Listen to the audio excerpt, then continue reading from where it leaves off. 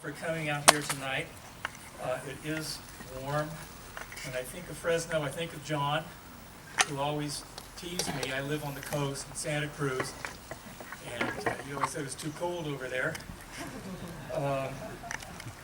One might argue. I want to thank Dixie for asking me to participate tonight. I met John in graduate school at UC Irvine back in 1974. Yes, it was. 3 or 4. And I was looking forward to hearing John read for many of the reasons that Pete described. He was such a presence at the podium. And his last book, Angels at Bus Stops, is a real masterpiece. We are at an age where every time you finish a book, you wonder if it's going to be your last book. If I had to finish with a book as good as Angels at Bus Stops, I'd be satisfied. But as Beckett says in one of his plays, the day you die is like any other day, only shorter. And so we have what is now John's last book. He was still working on it. I'm sure it would have been longer, but I'm thrilled to be able to read a poem from Uncharted Stars, Last Poems, which has just been released and is for sale. This poem is very Veinbergian in its title, BLT with avocado and a Bloody Mary. It might be something I wish for when I'm dying, something more complete than the granite face of El Capitan, or more at peace than the chimed eyes of Tibetan monks calling out for their flock of hungry ghosts, or more rooted than the panhandler caged in shadow in the corner parking lot off Wishon. I admit it, I almost lost my soul to deep-fried chicken claws and deviled eggs.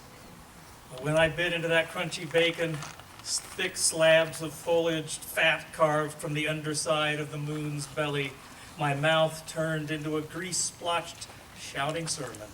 I swined and sinned. Sherds of black soul took their redemptive places, while the moored and trusty tenement of my tongue began to dream backwards. The poetry gods must have been drunk on time and darkness when they watched Omar and I patching up our poems over a bowl of freshly pickled avocados. We would halve them, pepper them with our words, and use the shells as ashtrays, then chant for the stray clouds to find their long-lost verbs and the stars to toss their dice our way. We would bury the pits and hope that our wrangled phrases would pick up the scent of this valley's fern-rich loam, only returned as the green and dazzling jewels of early April. To bite into a dew-covered tomato is to bite into a slice of sunrise, streaming its river of light into my cheeks. A young boy is sneaking out of his second-floor apartment behind the potato chip factory.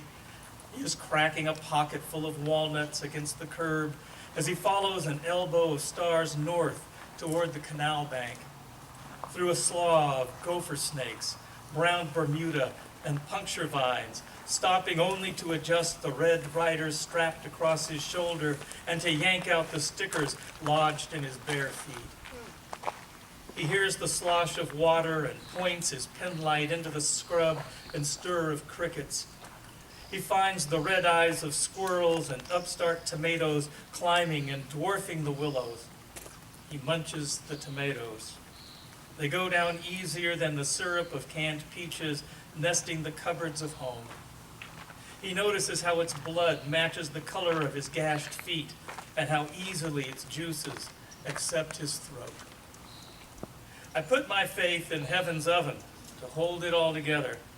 Thick skin of a marbled sourdough baguette, the fresh smell of pumpernickel seed gone to flesh has been known to steer many a sober, scarred saint mad, all washed down with the wild-haired bird of life's zesty pour of fire and ice, rescued from hell's furnace.